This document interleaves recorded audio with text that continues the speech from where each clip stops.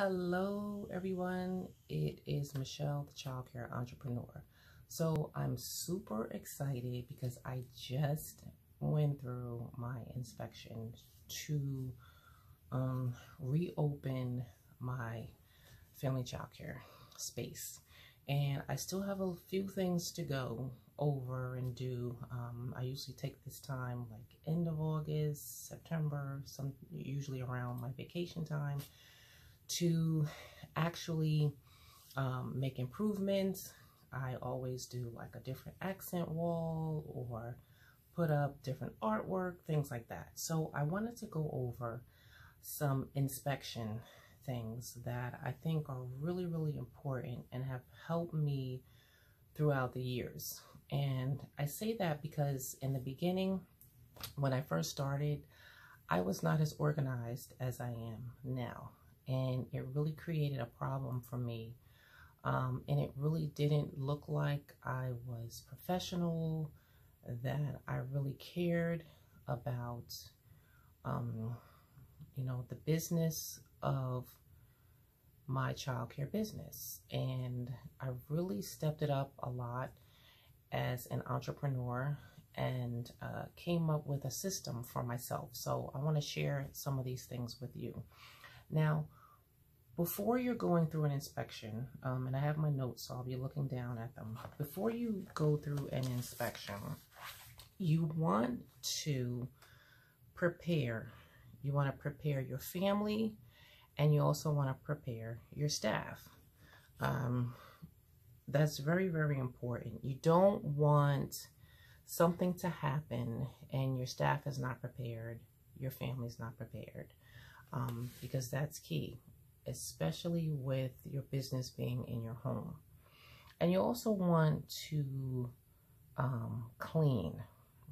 And you also want to remember your curb appeal. All right. So when someone pulls up to your home, they want to see leaves cleaned, grass cut, shrubs cut. They don't want to see trash. They don't want to see an unkempt home. That is their first meeting of you is the outside of your home.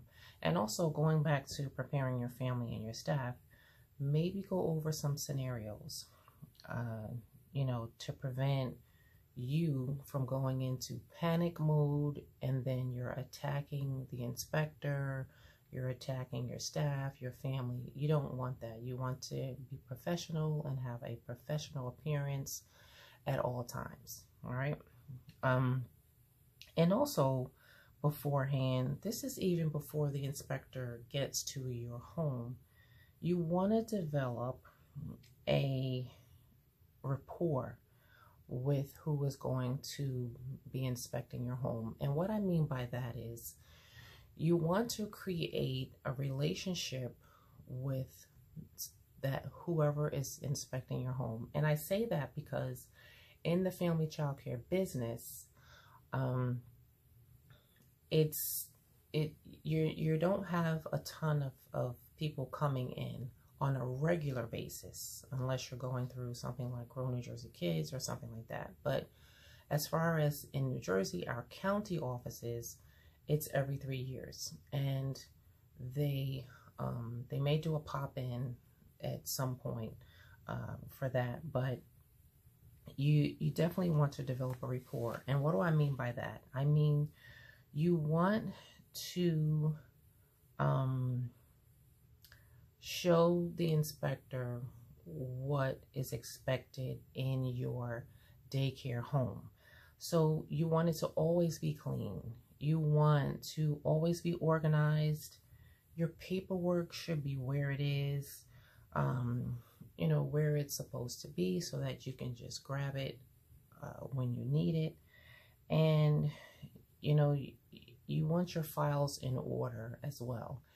The inspection doesn't come around but every 3 years. And so, sometimes you may get a little disorganized. Nobody's perfect. So, you don't want to be there, but you do want to be able to put your hands on your paperwork and your files. When a new client comes, you want to be able to hand them the packet that expresses who you are as a family child care educator. So during the inspection, make sure, and this is very, very important, that you honor your appointment. So what do I mean by that? That means be there. If you're scheduled at a certain time, make sure you're there. If you normally go for a walk, or you decide to go for a walk at 9 o'clock, your appointment's at 9 o'clock, you're a no-show, then the inspector has to come back out again. That is not professional. It's annoying. So you want to make sure you're there at your appointment time. Make sure you have all your children's folders accessible. You don't want to be running through the house. You have one folder over here, this paperwork over there, this is missing, this is this. You don't want that. That's not good. That shows the inspector that you're not organized, you're not taking it seriously, and so that's something that is a no-no. Make sure you have your certificates in a binder, right? Because in New Jersey we have to show our 20 hours of training, and so you want to either have it in your binder, and I did a video on my binder system. So your certificates in your binder, or through the NJCCIS portal, you can print out a copy of your certificates, and it makes it a lot easier. There's not a lot of paperwork to go through, not a lot of certificates to print. So the inspector can take that with them and put it in their file. Make sure you answer questions courteously. Now, the inspection can be, for some, very stressful and invasive, because our business happens to be in our home. And so someone is coming in and judging us on the appearance of our home as well as our business space. So a lot of times it is stressful and that can be a little self-inflicted, because we get a little tense. We don't want anybody in our business, so to speak, but that is our business. So we have to be courteous and welcoming of those types of things, of those types of inspections. All right, so you also want to have your CPR, your map of evacuation with phone numbers, your association certificates, your schedule, your hand washing and your diapering signs, and info in your, maybe you have an information center, or you have a bulletin board where you communicate different things with your parents. So you want to have that displayed.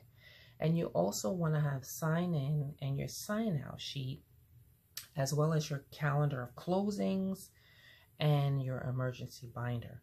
So there's no guessing. When inspector walks around in your childcare space, they can see these things displayed, and it's really great. They don't have to ask you, where is this, where is that, where is this, because that takes away from the professionalism on your part in showing how your business is run. If you can, and we were allowed to do this, email some of your signed forms and even your emergency binder information, policy, whatever you're asked to handbook beforehand. So if possible, you can do that. That way, inspector already has that information, and that'll be, they're less likely to be in your home for a long period of time. Be ready to test your fire and your carbon monoxide detectors, or have a record showing that these things were tested, if that's allowed. I know I was asked for a record of inspection, and I just went ahead and tested the fire and carbon monoxide manually. But if that's an option, that's great. And then you can just hand that in as well. If you have a firearm, make sure you show it in a locked, safe place, maybe in a safe or something like that. You do not want that to come up later on. You know, so it's for your protection, for the children's protection. The parents and inspector knows and can put that down when they are walking through your home. Another thing that is important and that will really, really cut down on stress is to have your sub for that day. And they can remain with the children while your attention can be with the inspector. That's very, very important. In the family childcare setting, a lot of times we are juggling and we are multitasking, and that is not the day nor the time to do that. Stress takes over, and you know that could be taken out on the children, and that's not something that you want to do. So have your sub there so that they can still continue the schedule with the children, and you can sit and talk or show them around or whatever it is that you need to do with the inspector. Answer questions and all that without that interruption. So overall, you want to be as professional as possible. You also want to take notes. That's very, very important. Whether it be mentally or physically, the more prepared you are, probably the less notes you're going to take. If you have a citation or something like that, perhaps it can be fixed right away, or maybe you have to come back to that. So make sure you take notes. And remember that a lot of the inspectors feed off of you and your environment.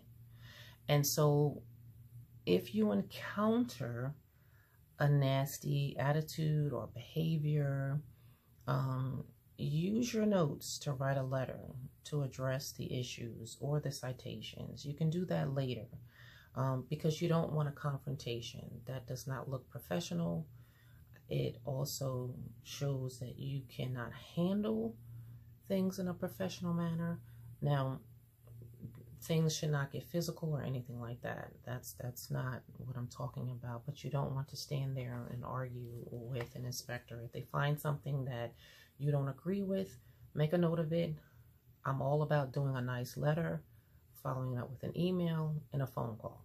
And that normally works for me. And then lastly, remember that body language counts too.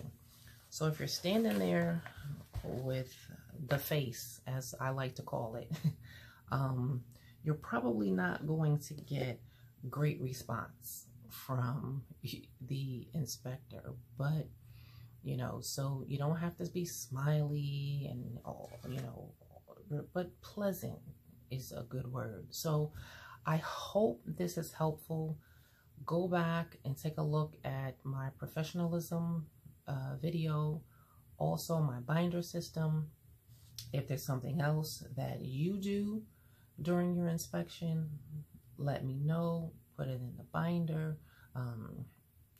Put it in the comment section, and that could really, really help a lot for those who are going through that. So take care. I'll see you in the next video. Bye-bye.